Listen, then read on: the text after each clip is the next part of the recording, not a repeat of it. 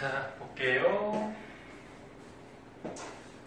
저번 시간에 전자 배치 원리, 규칙 세 가지에 대해서 배웠었는데,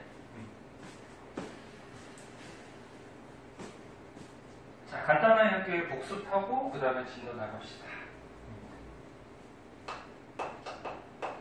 전자 배치 규칙. 자, 세 가지 규칙이 있었어. 싸움의 원리라는 게 있었고,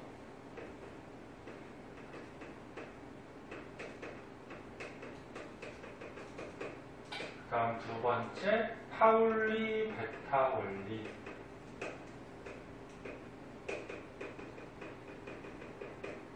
또 하나 뭐 있었지? 홈트 규칙.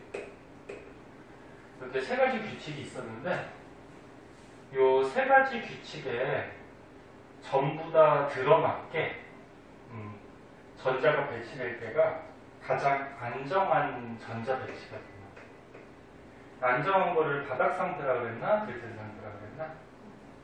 바닥 상태.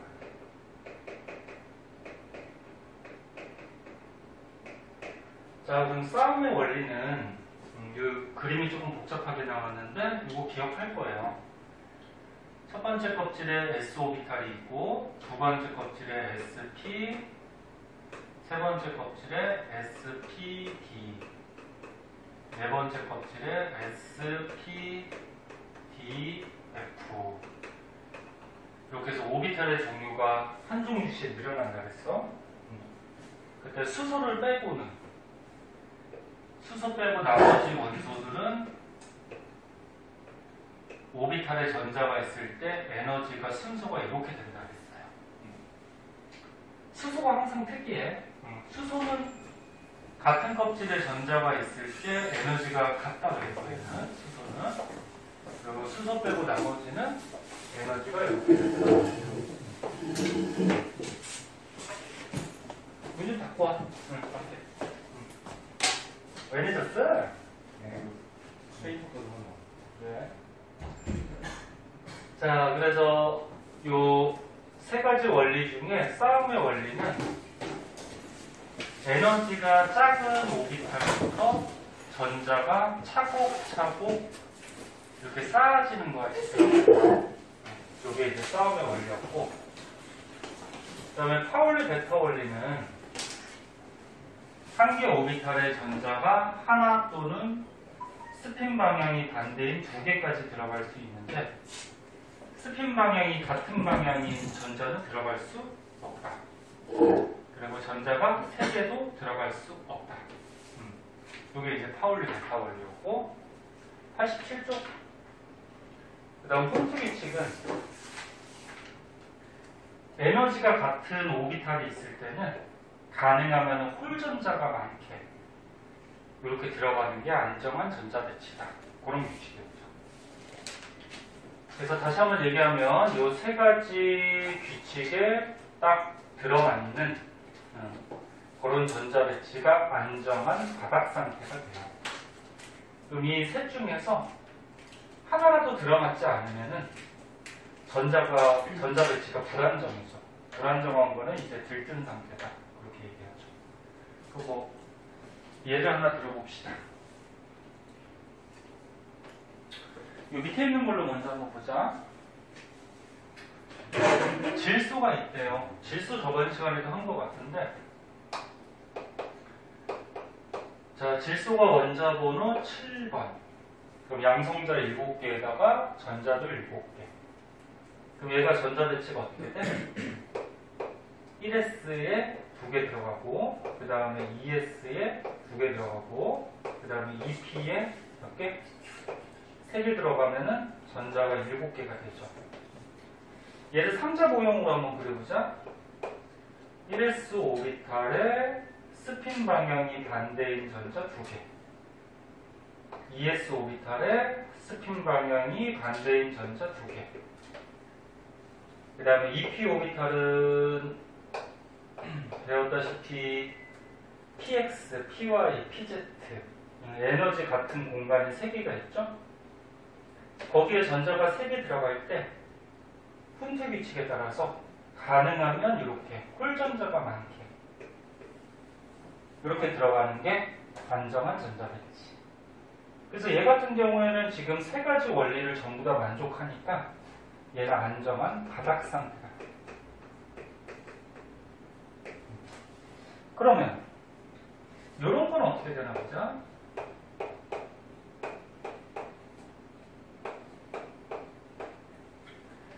여기에 전자가 2개가 들어갔고 여기에 1개가 들어가고 이쪽에 이렇게 4개가 들어갔대. 이 전자 배치 가능은 한 거야. 가능은 한데 불가능한 전자 배치는 아니고 가능은 한데 지금 3가지 규칙 중에서 무슨 규칙에 좀 안 맞지? 싸움의 원리. 에너지가 낮은 오비탈부터 차곡차곡 들어가야 되는데 여기가 하나 비어있잖아요. 그치? 그리고 이쪽으로 하나 가있단 말이야. 그럼 얘 같은 경우에는 싸움의 원리에 어긋나기 때문에 안정한 전자 배치가 아니야. 그럼 불안정한 전자 배치니까 뭐라 그래? 들뜬 상태다. 이렇게 얘기를 해요. 그럼 뭐 하나 더 해보자.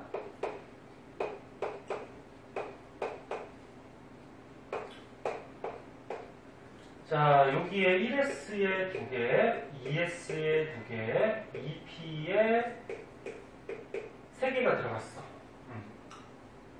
얘도 불안정한 들뜬 상태거든.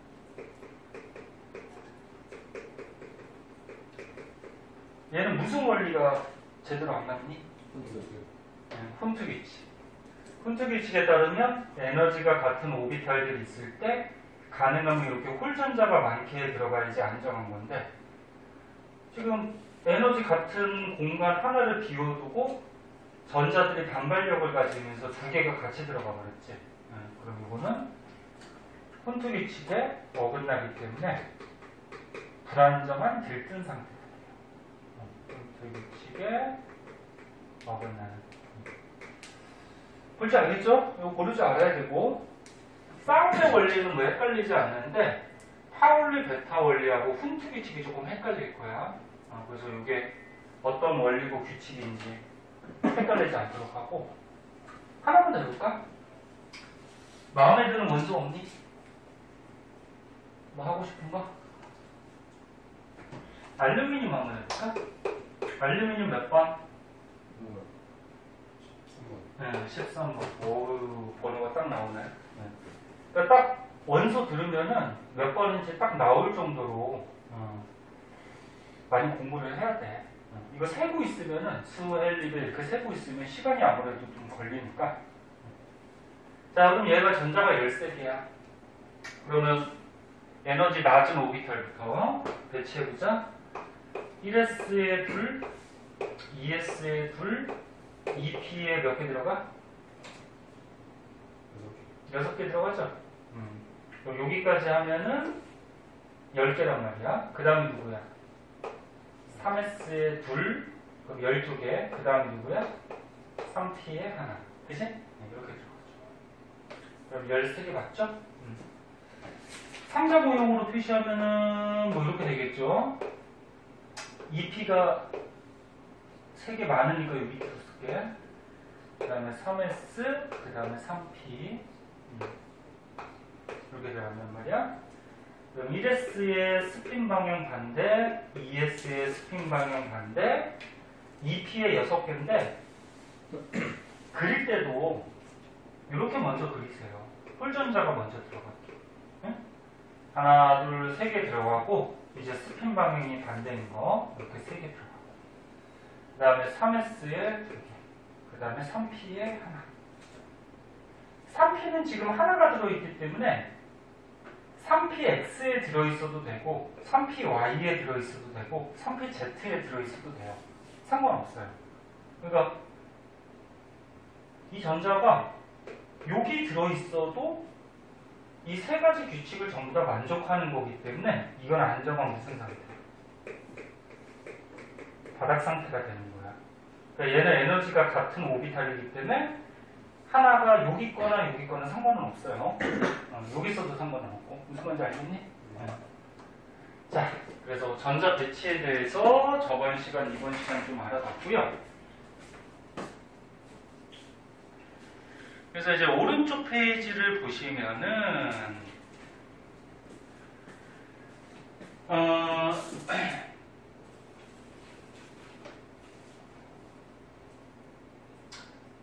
원자 번호에 따라서 이 전자 배치를 이렇게 표시해 놨는데 이거는 외우는 거 아니죠? 네. 원자 번호만 너네가 알고 있으면은 전자 배치 이거 할 수 있을 거야. 그래서 이거는 할 수 있어야 되는데 그 밑에 보면 이제 원자과 전자라고 나와요. 자, 얘는 또 먼저 한번 보자. 통합과학 때 좀 잘 배웠던 사람은 뭐 원자과 전자, 이온, 양이온, 음이온 이런 것도 좀 쉬울 텐데. 자, 원자과 전자 한번 보자. 요즘 너는 그 수행평가가 많이 있을 거예요, 학교별로. 기말고사 끝나고 나서 이제 성적 처리를 해야 되기 때문에 수행평가 안 본 것들을 지금 기말고사 전에 전부 다 학교에서 할 거거든.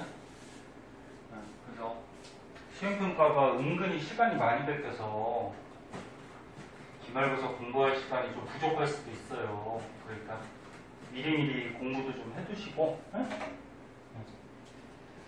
자, 원자과 전자 하기 전에 얘네 옥텟 규칙이라고 배웠어요. 옥텟 규칙이 뭐였어? 원자 핵이 있을 때 전자 껍질에 전자가 첫 번째 껍질은 2개, 두 번째 껍질부터는 8개 이렇게 채워지면은 원자가 어떻게 된다? 안정해진다. 응? 이게 이제 옥텟 규칙이야. 그럼 원자과 전자는 뭐였지?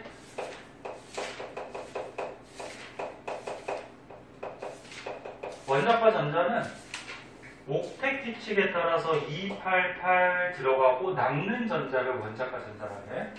남는 거. 자, 그럼 뭐 예를 하나 들어보자. 뭐 산소 한번 해볼까? 자, 산소가 있대요. 8번이야. 그러면 전자가 1s에 2개, 2s에 2개, 2p에 몇 개 들어가니? 2p에 몇 개 들어가? 4개 이렇게 들어가죠. 그래서 8개 됐나? 할 때 모르겠으면 질문해. 창피한 거 아니야. 처음 배우는 건데. 자, 그럼 이 산소의 원자과 전자는 몇 개일까? 응? 6개가 되죠. 시험 볼 때 맨 끝에 있는 것만 딱 보고 원자과 전자 4개 이렇게 쓰면 틀려. 원자과 전자는 다시 한번 얘기하면은 288 들어가고 남는 거거든.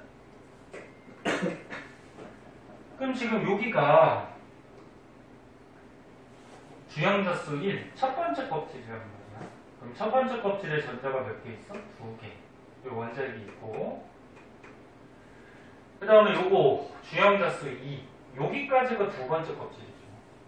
그러니까 두 번째 껍질에 s오비탈, p오비탈 이렇게 있죠. 그럼 두 번째 껍질에 몇 개? 6개. 이렇게 되는 거죠. 그 옥텟 규칙에 따라서 2 들어가고 남는 거. 근데 왜 4개가 들어갔지? 2 들어가고 남는 거. 그래서 원자과 전자 몇 개? 6개가 되는 거죠. 이렇게. 그래서 너네 잘하는 학생도 문제 빨리 풀다가 맨 끝에 것만 보고 4개 이렇게 쓰는 사람 있어요. 조심해야 돼. 뭐 하나만 더 해볼까? 뭐를 해볼까? 뭐 하고 싶은 거 없니? 염수 한번 해볼까? 보자. 염수가 17번이에요. 그럼 전자 배치 이제 할 수 있을 거야. 1s에 2, 2s에 2, 2p에 6, 그 다음 누구? 3s에 2, 그럼 여기까지 하면 12개야. 그 다음에 3p에 몇 개? 5개. 하면은 17개 됐죠. 그럼 얘는 원자과 전자 몇 개니? 7개가 되죠. 5개가 아니야. 그래서 다시 한번 보면 첫 번째 껍질에 2개, 양성자는 17개죠. 그 다음 여기가 두 번째 껍질이죠. 두 번째 껍질에 8개. 그 다음 요게 세 번째 껍질이야. 주양자수 3. 세 번째 껍질에 7개. 그래서 2, 8 차고 남는 거. 원자력 선자. 하나만 더 해봅시다. 네온이 있어요. 어이, 왜 이래. 10번. 10번이야. 그러면은 1S에 2, 2S에 2, 2P에 6. 이렇게 들어가면 되거든. 그럼 얘는 원자과 전자 몇 개일까? 얘는 안 좋아하는 거죠, 이거. 그러니까. 얘는 원자과 전자가 0개야. 첫 번째 껍질에 2개, 그 다음에 두 번째 껍질에 8개. 그리고 옥텟 규칙에 따라서 2, 8 들어가고 남는 게 없잖아. 남는 게 없으니까 0개가 되는 거죠. 자, 그래서 원자과 전자 고를 줄 알아야 되고, 그 다음에 문제 풀다 보면은 이런 말도 나와요. 최외각 전자라고 해서. 최외각 전자는 뭐냐면 말 그대로 가장 바깥쪽에 있는 전자. 그러면은 2, 6 들어가니까 가장 바깥쪽에 6개가 있죠. 그러면은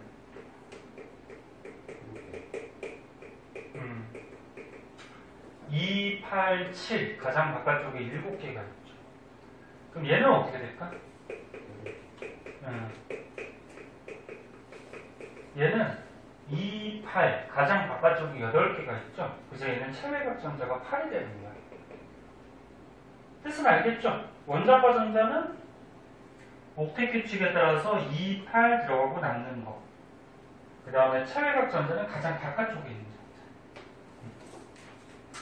그래서 이게 약간 다를 수가 있으니까 봐주도록 하시고요. 그 다음에 이제 이온으로 넘어가자.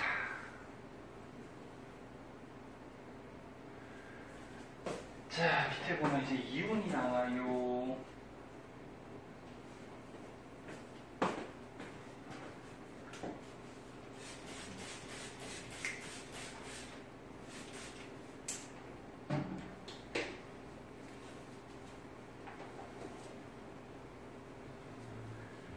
자, 이온도 너네 통합과학 때 간단하게 배웠는데, 보통 물에 녹아서 수용액 상태에서 이온으로 존재를 하거든. 물에 녹아서 수용액 상태일 때.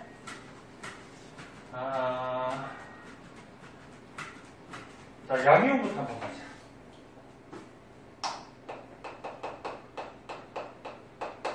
자, 양이온은 너네 원소 중에 금속, 비금속이 있을 때 무슨 원소가 이온될 때 양이온 됐었니? 금속. 모르는 사람은 잘 보시고. 금속 원소들이 이온이 될 때 양이온이 돼요. 그런데 특이한 놈. 수소는 비금속인데 얘가 양이온이 돼요. 요거 항상 수소를 주의해야 돼, 수소. 수소가 몇 번? 1번. 그럼 전자가 하나란 말이에요. 그러면 첫 번째 껍질에 전자가 하나가 있는데 첫 번째 껍질에 전자가 2개가 돼야지 안정해지잖아. 그러면 첫 번째 껍질에 전자가 하나가 있어. 그럼 얘가 안정해지려면 하나를 얻는 방법이 있고 또 하나를 어떻게 버리는 방법이 있는데 얻는 게 편할까 버리는 게 편할까? 뭐가 편할까? 버리는 게 편해요. 얻으려면은 외부에서 얘를 끌고 와야 되는데 그러니까 뭐 이런 비유는 좀 그렇지만 하나를 가져오려면 아쉬운 소리를 해야 돼 얘한테. 그 외부에서 하나를 가져오기는 좀 힘들어요. 그래서 지가 갖고 있던 걸 하나 버려버림으로써 지가 안정화가 되는 거야. 그래서 얘는 하나 버려서 전자 버렸으니까 양성자 하나 있으니까 1 플러스 되겠죠. 그래서 얘 수소는 비금속인데도 1 플러스 양이온 되려는 성질이 좀 있어요. 자, 그럼 뭐 책에 나온 것 중에 하나 해볼까? 마그네슘 한번 해볼까? 자, 마그네슘 12번. 이제 다 할 줄 아니까 빨리 쓸게요. 전자배치 이렇게 되겠다. 그치? 12개. 그러면 옥텟 규칙에 따라서 첫 번째 껍질에 2개, 두 번째 껍질에 8개, 세 번째 껍질에 2개가 있으니까 원자과 전자 몇 개? 2개가 되죠. 그럼 여기에 8개가 차야지 안정하니까 6개를 받거나 또는 2개 버리는 거. 누가 더 편한 건가? 버리는 게 편하죠? 6개 받는 거다. 그지? 그래서 2개를 버리면 어떻게 돼요? 1S에 2, 2S에 2, 2P에 6 이렇게 되면서 첫 번째 껍질에 2, 두 번째 껍질에 8 이렇게 전자 배치를 이루고 12번이고요. 그럼 양성자가 몇 개? 12개. 근데 전자가 이제 10개밖에 안 남았어? 그럼 플러스가 2개 세니까 플러스가 2개 세다는 의미로 오른쪽 위에다가 이렇게 2 플러스 써주면 양이행 되는 거죠. 맞니? 어려운 거 아닐 거야. 다 알고 있을 거야. 그래서 이온이 되는 이유는 이렇게 옥텟 규칙에 맞춰서 안정해지려. 이온이 되는 이유. 자, 음이온 한번 보자. 자, 음이온 중에 뭐 책에 있는 걸로 한번 해볼까? 뭐 산소 해볼까? 8번. 1S2, 2S2, 2P에 4개. 자, 그럼 얘는 첫 번째 껍질에 2, 두 번째 껍질에 6. 그럼 원자과 전자가 6개네? 그럼 6개 버리는 게 편하니 2개 얻는 게 편하니? 없는 거예요. 얘는 얻는 게 편하죠? 그래서 얻어서 1S2, 2S2, 2P에 6개가 되면서 첫 번째 껍질에 2, 두 번째 껍질에 8 이렇게 해서 옥텟 규칙에 맞춰서 안정화가 되는 거죠. 그럼 8번이니까 양성자 8개니까 거기에 전자가 10개 돼버렸으니까 마이너스가 어떻게 돼? 2 마이너스. 2개 쓰시면서 2 마이너스 이렇게 되는 거죠. 그리고 아까 얘기했듯이 음이온은 비금속들이 이온될 때 음이온이 돼요. 비금속들. 누구만 빼고? 수소만 빼고. 수소는 비금속이야. 자, 그래서 이온의 전자 배치 할 수 있을 거고요. 자, 그럼 이제 뒷장으로 넘어가면은 요거에 딸린 문제들이 나오는데 마찬가지 숙제도 하고 모르는 거는 물어보도록 하고. 그럼 지금 보면 단원이 끝나가지고 숙제가 많을 거예요. 어디까지냐? 쭉쭉쭉쭉 해가지고 중단원까지 끝나서 111쪽까지.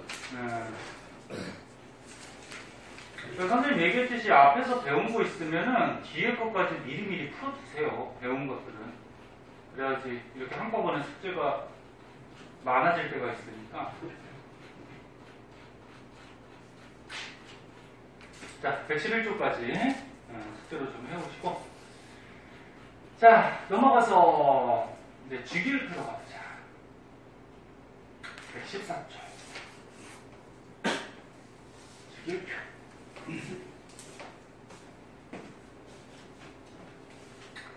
자, 주기율표도 익숙할 거예요. 통합과학 때 한번 배웠으니까. 그래서 중학교 때도 주기율표는 안 배우지만 뭐 1번부터 20번까지 막 외우고 이렇게 시키는 선생님들이 계셔가지고 이거 좀 익숙할 거야. 봅시다.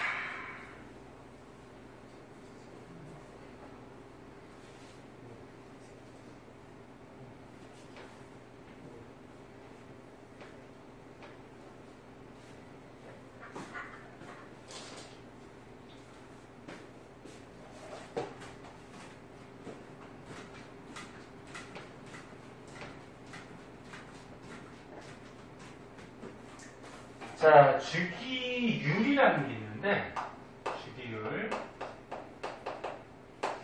요거 뜻을 잘 모르는 사람들이 있더라고. 봐봐.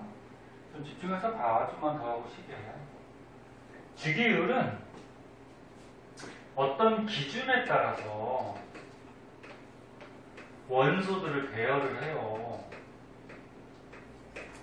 원소들을 배열하다 보면은 일정한 간격으로 성질이 비슷한 원소들이 나타나거든. 이런 성질을 주기율이라고 해. 다시 한번 얘기하면 어떤 기준에 따라서 원소들을 배열했을 때 일정한 간격으로 성질 비슷한 원소가 나타나는 현상. 이걸 주기율이라고 해. 하고 너네 현재 사용하는 주기율표는 누가 제한한 거 사용하고 있지? 현재 사용하는 거? 얘네 오른쪽 페이지에 주기율표 있잖아. 그거 누가 제한한 거니? 모듈리. 네, 모듈리. 과학자 이름 알아두셔야 돼요. 뭐 과학자 이름이 뭐 다른 과목이나 이런 데서 뭐 그렇게 중요하진 않는데 여기서는 이름 좀 알아두셔야 돼요. 모듈리는 원자 번호 순으로 원소들을 배열했어. 알다시피 원자 번호는 뭐 가지고 매겨? 양성자 숫자, 그지? 양성자 숫자. 근데 원자라 그러면 중성이니까 양성자 숫자하고 전자 숫자는 같단 말이야. 그래서 양성자 숫자나 전자 숫자 가지고 원자 번호를 매기죠. 그 원자 번호 순서대로 원소들을 쫙 배열을 해. 한번 배열해보자. 너네 다 알다시피 수헬리백 붕탄 질산 풀레나마 왈규 임항 이렇게 나가지. 이게 양성자 수 원자 번호 순서대로 배열한 거야. 원소들 이렇게 배열을 했더니 일정한 간격 8번째 간격으로 성질이 비슷한 게 나타나요. 그래서 니네 요거 헬륨하고 화학과학 때 배웠잖아. 성질이 비슷한 애가 누가 있어? 네온이 있죠. 헬륨, 네온, 그 다음에 아르곤. 그럼 얘네들을 보면 몇 번째 간격이 있냐면 하나, 둘, 셋, 넷, 다섯, 일곱, 8번째. 네? 그 다음에 아르곤도 8번째야. 그 다음에 리튬하고요. 나트륨, 그 다음에 칼륨, 얘네들도 성질이 비슷하거든? 이것도 8번째. 뭐 이런 식으로. 원소들을 배열했을 때 일정한 간격으로 성질이 비슷한 게 나타나는 현상을 주기율이라고 해. 네? 그럼 얘를 표로 만들어 놓은 게 주기율표. 네? 다 이해됐어? 성이 됐어? 윤희는? 자, 그래서 이거는 현재 사용하는 모듈리가 제안한 거고, 과거에 과학자들이 이런 주기율을 알아내기 위해서 많은 연구들을 했어요. 그래서 이게 시대 순서대로인데, 시대는 외울 필요 없고, 맨 처음에 데베라이너라는 과학자가 있어요.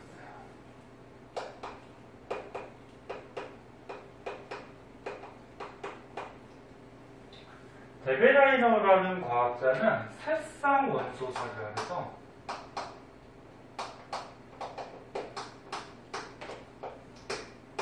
살상 원소설이 뭐냐면 성질이 비슷한 원소를 3개씩 묶었어요. 성질이 비슷한 거 3개씩. 그러니까 주기율을 발견하지는 못했어. 주기율은 뭐 일정한 간격으로 성질이 비슷하게 나타나는 거잖아. 근데 얘는 성질 비슷한 걸 그냥 3개씩 묶기만 했어요.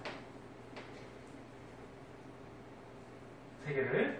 그래서 뭐 대표적으로 시험에 잘 나오는 게 뭐 리튬, 그 다음에 나트륨, 칼륨. 얘네들 너네 통합과학에서 배웠듯이 리튬, 나트륨, 칼륨 좀 이따 주기율표 배웠을 때 1쪽에 있는 무슨 금속? 알칼리 금속이야, 알칼리.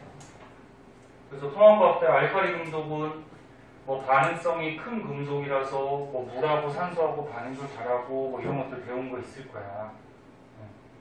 얘가 성질이 비슷해. 그래서 에베라이너는 이렇게 성질 비슷한 원소를 이렇게 3개씩 묶은 사람이고, 여기서 좀 알아둘 거는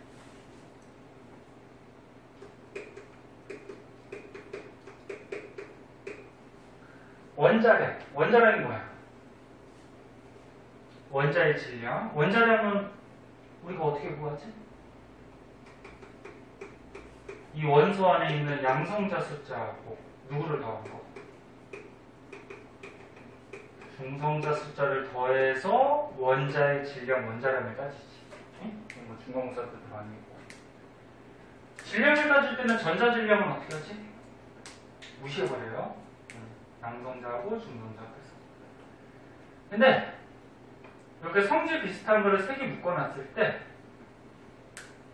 2개의 원자량을 알면은 1개의 원자량을 구할 수가 있대요. 그래서 책에 리튬하고 칼륨의 원자량이 7하고 39에 리튬이 7, 칼륨이 원자량이 39에 그러면 나트륨의 원자량, 가운데 있는 나트륨의 원자량을 우리가 구할 수가 있어요. 어떻게 구하냐면 얘 질량하고 얘 질량의 평균을 내면 가운데 값이 나오거든.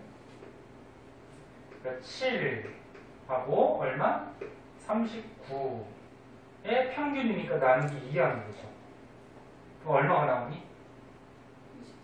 23. 나트륨의 원자량이 23이에요. 얘 원자량은 7, 얘는 39. 그래서 성질 비슷한 거를 묶었을 때, 3개씩 묶었을 때 2개를 알면은 1개의 원자량은 구해낼 수가 있어. 근데 모든 게 다 이렇게 적용이 되진 않고 적용되는 것도 있고. 그럼 만약에 예를 들어서 리튬의 원자량이 7이고 나트륨의 원자량이 23 이렇게 주어져 있어. 그러면 칼륨의 원자량도 구할 수 있죠. 얘는 어떻게 구하면 되니? 이 원자량을 x라고 잡았을 때, 요 가운데 있는 얘는 얘하고 얘 양쪽에 있는 거의 평균 값입니다. 이게 얼마라는 거야? 얘가 2개 평균인 거, 23이라는 거지. 그럼 x 값이 나오겠지, 그치? 그래서 이렇게 x 값을 또 구해낼 수가 있어. 자, 그래서 요거 할 줄 알아야 되고. 성인아, 좀만 봐. 요것만 보고 좀 쉽게 봐. 왜 또 졸아? 그 다음에 두 번째 보면은 유렌즈라는 과학자가 있어요. 유렌즈라는 과학자는 옥타브설이라 해서, 아까 얘는 이거였고, 너네 음악 시간 같은데 뭐 1옥타브 이런 거 배우지 않니? 옥타브가 음악 시간에 이런 거잖아. 도부터 도까지. 도, 레, 미, 파, 솔, 라, 시, 도 여기까지. 그게 1옥타브지. 그래서 뭐 가수들이 뭐 음이 높이 올라가는 가수들은 뭐 몇 옥타브까지만 올라간다 그런 말들 하잖아. 그러면 도, 레, 미, 파, 솔, 라, 시, 도 8개거든. 그럼 얘 옥타브설은 뭐냐면 원소들을 이거 5탄 것 같아요. 너네도 여기 3 써있니? 네. 이거 지워버려. 이거 뭐 필요 없는 3인데 이게 왜 들어갔는지 모르겠어. 이거 5탄 것 같아. 자, 원소들을 원자량 순서대로 배열을 했더니 8번째, 그러니까 1옥타브 8번째 간격으로 성질이 비슷한 원소가 나타나더라. 이거를 이제 유렌즈라는 과학자가 처음 알아냈어요. 근데 얘는 무슨 순서? 원자량 순서. 원자량. 근데 현재 사용하는 거는 무슨 순서? 원자번호 순서. 이게 달라. 근데 원자량하고 원자번호는 달라요. 원자량은 양성자, 중성자 더한 값이고 원자 번호는 뭐야? 양성자 숫자죠. 달라요. 그래서 8번째 간격으로 성질이 비슷한 게 나타나더라 이런 걸 알아낸 사람이고, 그 다음에 이제 멘델레예프가 나오는데, 멘델레예프는 이제 주기율표를 만들어요. 얘도 어떻게 되냐면 원자량 순서대로 배열을 했더니 성질이 비슷한 원소가 주기적으로 나타난다는 것을 알아내면서 얘를 가지고 표로 만들어. 그래서 최초의 주기율표를 만들죠. 얘도 뭘 기준으로 했어? 원자량. 그런데 이 원소들을 원자량 순서대로 쫙 배열을 했더니 대체로 맞아. 그러니까 대체로 8번째 간격으로 성질이 비슷한 게 나타났는데, 어떤 거는 이걸 하다 보니까 8번째 성질이 비슷한 게 안 나타나는 경우가 생겼어. 네? 그래서 원자량 순서대로 했더니 이 밑에 있는 것 같이 몇몇 원소들이 8번째 간격, 즉 주기성에 약간 어긋나게 나타나는 것을 발견을 했어요. 그러니까 원자량 순서대로 하니까 좀 잘 들어맞지 않더라 그러니. 그래서 마지막에 모듈리가 원자 번호 순서대로 배열하니까 딱 맞아. 8번째 간격으로 성질이 비슷한 게 막 나타나더래. 그리고 현재는 이걸 쓰고 있는. 자, 그래서 여기까지는 주기율표, 주기율을 알아내기 위해서 과학자들이 여러 가지 연구들을 한 결과들에 대해서 나오고 있고, 주의할 거는 선생님 네모박스 쳤듯이 옥타브설이나 멘델레예프는 원자량 순서대로 배열을 한 거고, 모듈리는 원자 번호. 네? 그거만 조금 주의하세요. 그래서 졸린 사람도 있는 것 같으니까 조금만 쉬었다가 이제 주기율표 좀 자세하게 좀 배워보도록 하자. 잠깐만 쉬었다가 합시다.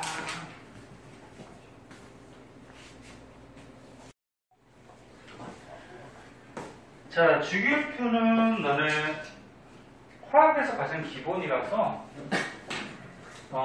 여기에서 우리가 알아둬야 하는 사실들이 많이 있어요. 한번 보자.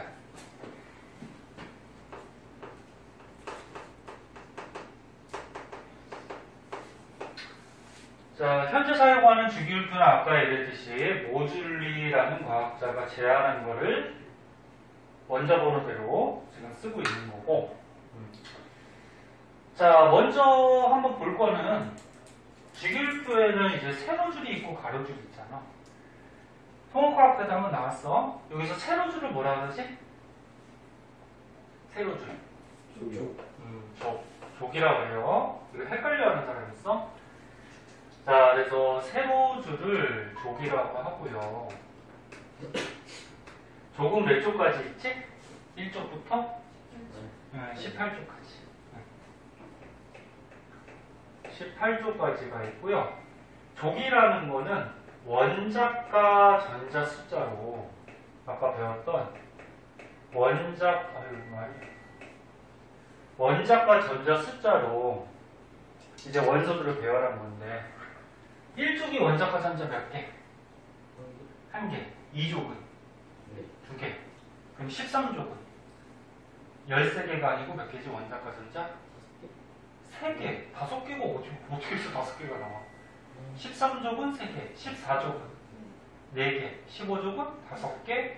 6개. 7개. 18족은? 0개가 되죠. 얘는 옥텟 규칙에 딱 맞는 0개. 자, 그래서 보면은 족이 1족부터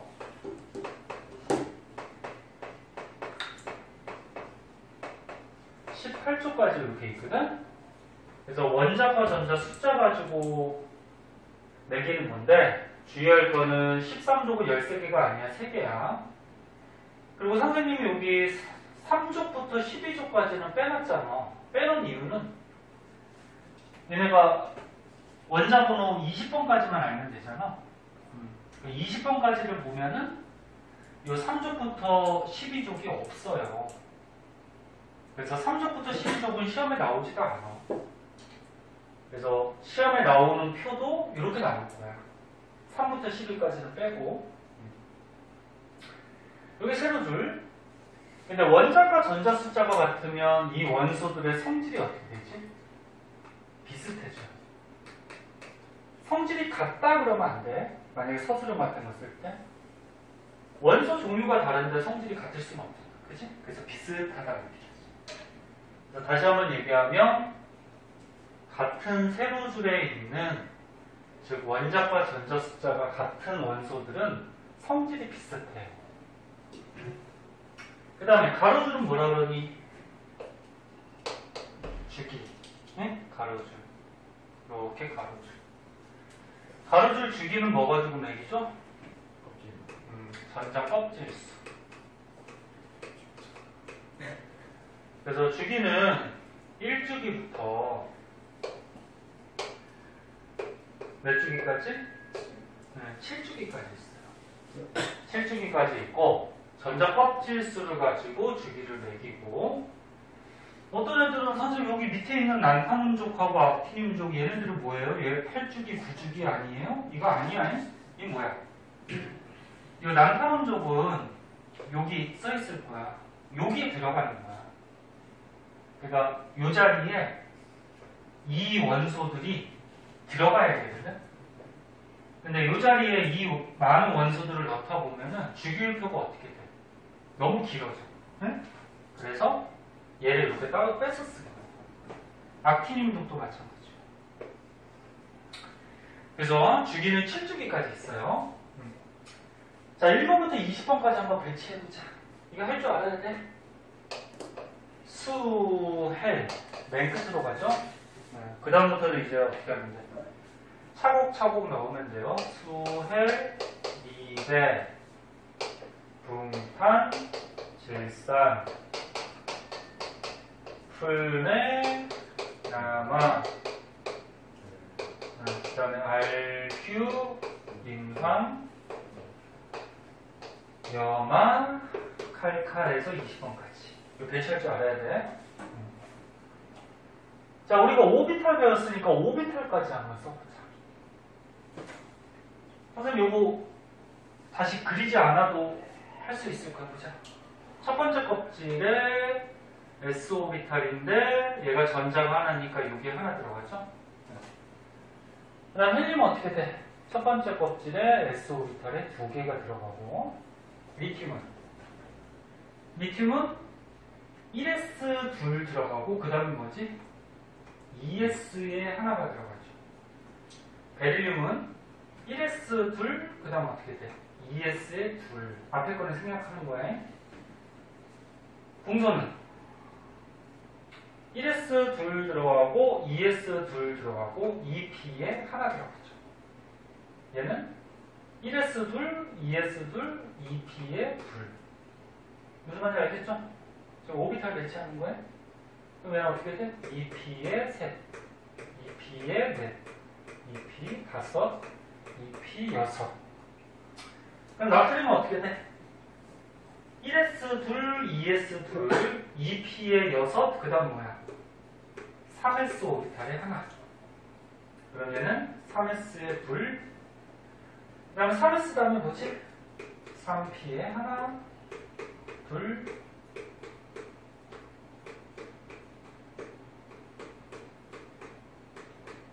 이렇게 되죠. 이게 뭐 하는지 알죠? 모르는 거 얘기해. 다시 됐어? 네. 응. 그 다음 뭐야? 3P 다음이 뭐야? 3D가 아니라 그랬어. 4S가 에너지가 더 낮다 그랬죠? 4S에 하나, 그 다음에 4S에 둘, 여기까지. 네. 그래서 D오비탈까지가 안 나가. 네. 그래서 D오비탈을 안 배우는 거야. 자, 그래서 오비탈 배웠으니까 오비탈까지도 쓸 줄 알아야 되고, 자, 그리고 이제 추가적으로 더 해도 될 것 같아. 여기 색깔로 표시가 되어 있는데, 노란색이 무슨 원소? 네, 노란색이 금속이에요. 그래서 금속은 가운데나 왼쪽에 배치가 되어 있는데, 초록색이 뭐지? 비금속, 연두색. 초록색, 연두색이 비금속인데 비금속은 오른쪽 위에 보통 있죠? 근데 누구 주의하라고? 수소. 수소 얘가 항상 문제야. 외톨이 같이 저기가 있거든? 수소는 비금속인데 여기 있어요. 이거 주의해야 돼. 그 다음에 중금속이라고 해서 중금속은 이 가운데 파란색으로 표시하는 건데 얘는 금속의 성질, 비금속의 성질을 뭐 둘 다 나타내는 그런 원소야. 그래서 너네 물리 배우는 사람들은 2학기 때 반도체 배우거든요. 반도체에 대해서 자세하게 배우는데 반도체가 얘네들 가지고 만들어요. 네? 중금속. 그때 가서 한번 보고 가끔 묻는 사람들 선생님 요거 하얀 거는 뭐예요? 요거 하얀 거는 아직 밝혀지지 않은 거야. 얘 성질이. 금속인지 비금속인지 중금속인지 밝혀지지 않아서 이렇게 하얀색으로 표시를 해놨어요. 자, 그래서 요 수소 주의하고 자, 그 다음에 또 알아둬야 될 거. 자, 같은 쪽에 있는 거는 원자과 전자 숫자가 같아서 성질이 비슷하다고 그랬는데 그럼 1쪽에 있는 얘네들 성질이 비슷해요. 수소 빼고. 수소는 비금속이니까. 그래서 1쪽에 있는 애들을 묶어가지고 이름을 정했지. 1학년 때 통합과학 때 중요하게 했잖아. 무슨 금속? 알칼리 금속. 수소 빼고야 얘네들은 알칼리 금속. 비슷한 성질을 나타내요. 그 다음에 2쪽에 있는 원소들을 묶어가지고 요거는 알칼리 토금속이라고 해요. 알칼리 토금속. 그 다음에 다른 쪽에 있는 것들도 성질이 비슷한데 다른 거는 뭐 그렇게 중요하지 않아서 17쪽에 있는 거 17쪽에 있는 애들 묶어서 이름을 정했죠. 뭐? 할로젠 원소. 그 다음에 18쪽에 있는 거 묶어서 요거 비활성 기체.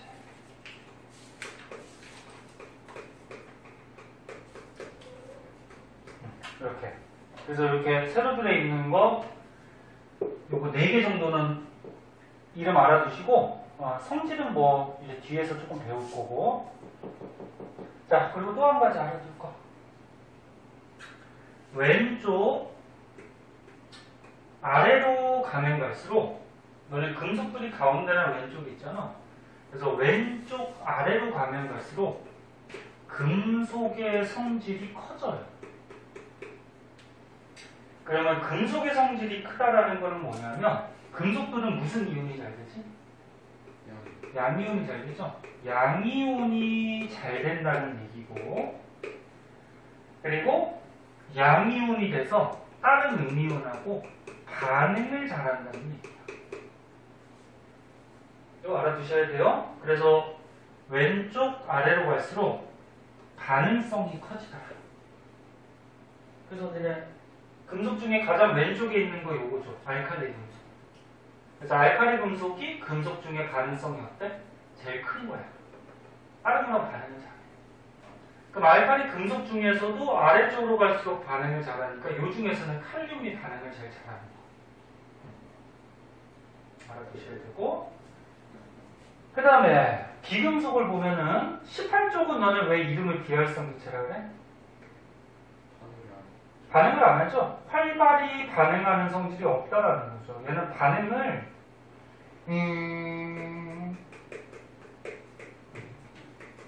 거의 안 한다 이렇게 표현해야 돼. 반응을 안 한다고 보기에는 그렇고 막 온도를 높이고 압력을 높이고 그러면 반응을 시킬 수는 있어요. 그래서 반응을 거의 안 한다. 왜? 왜 반응을 잘 안 하지? 옥텟 규칙에 맞춰서 어떻게? 안정하니까, 그렇죠? 안정하니까, 그치? 그럼 지가 안정한데 굳이 다른 애들하고 반응할 필요가 없어요. 그래서 18쪽 빼고 오른쪽 위로 가면은 오른쪽 위로 갈수록 비금속의 성질이 커져요. 그럼 비금속은 무슨 이온이 잘 되죠? 음이온. 그래서 오른쪽 위로 갈수록 음이온이 잘 되고요. 그리고 다른 물질하고 또 반응성이 커져요. 그래서 비금속 중에서는 요 17쪽이 어때? 반응성이 제일 큰 비금속. 응? 할로젠. 그 중에서도 위에 있는 플로우린, 왼쪽 위에 있는 얘가 반응성이 비금속 중에는 제일 크죠.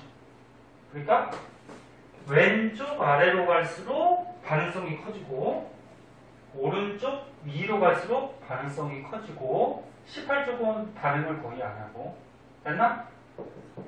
알아두셔야 돼요. 알아두셔야 되고요. 주기율표 알아둬야 될 거 되게 많아요. 자, 그럼 이제 중요한 것들은 다 했고요. 나머지 세세한 거 한번 보자.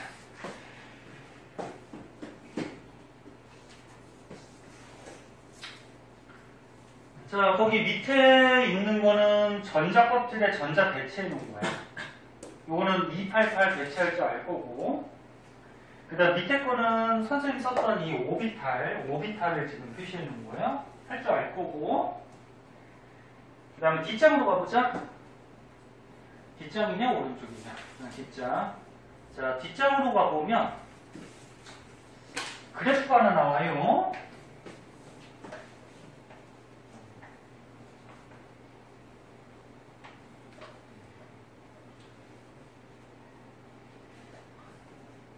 자, 그래프가 하나 나오는데 지금 X축이 원자 번호고 Y축이 원자과 전자수.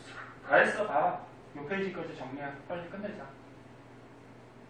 그래서 원자과 전자를 따져보니까 원자과 전자가 수소는 하나, 헬륨은 1개 따질 줄 알죠?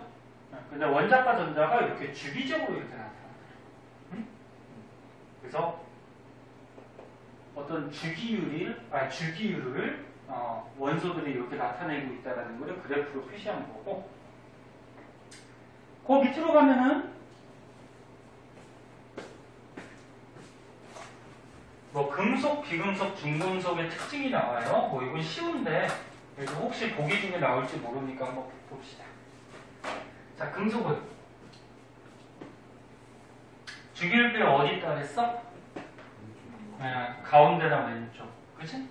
가운데나 왼쪽에 금속이 있고, 금속은 이온이 되면은 무슨 이온이 잘 돼? 양이온. 왜? 야, 여기 일쪽에 있는 건 어떻게 돼? 원자과 전자가 하나니까 하나를 버려서 1 플러스 이렇게 양이온이 되죠. 이쪽은 원자과 전자가 2개니까 2개를 버려서 2 플러스 양이온이 되죠. 13쪽은 원자과 전자가 3개니까 3개를 버려서 3 플러스. 14쪽은 14쪽은 좀 애매해요. 4개니까 4개를 버릴 수도 있고 4개를 받을 수도 있거든. 그래서 얘는 이온이 잘 안 돼. 근데 굳이 이온이 되면은 버리는 게 편하다고 그랬죠. 얻는 것보다.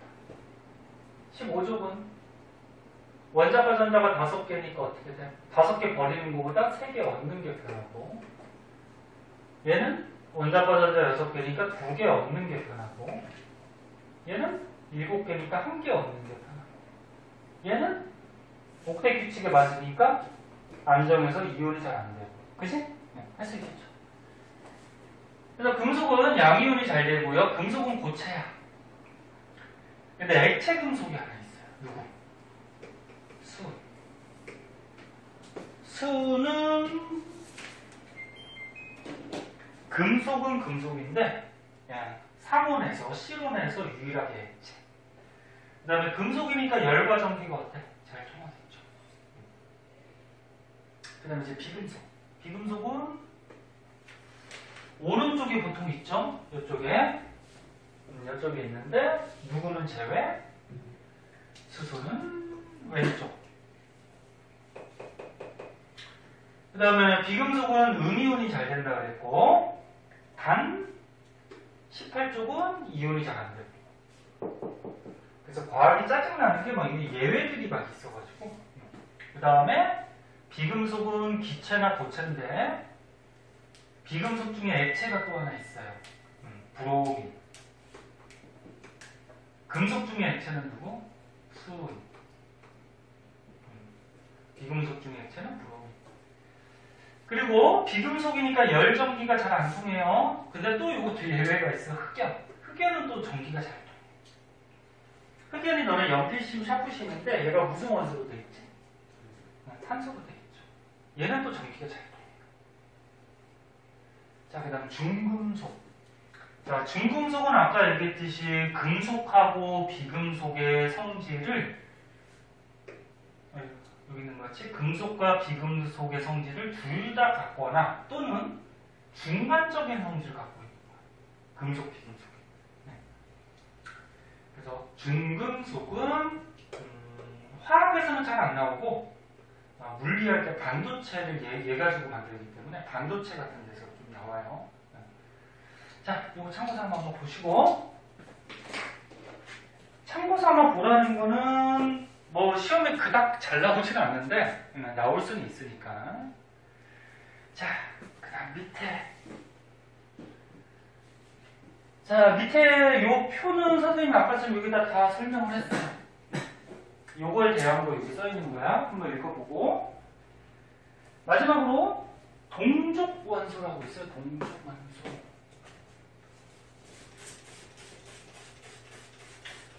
야, 동족의 뜻이 뭐니? 동족? 동족의 뜻이 뭐니? 같은 족이라는 거죠. 같은 족. 응? 같은 동자.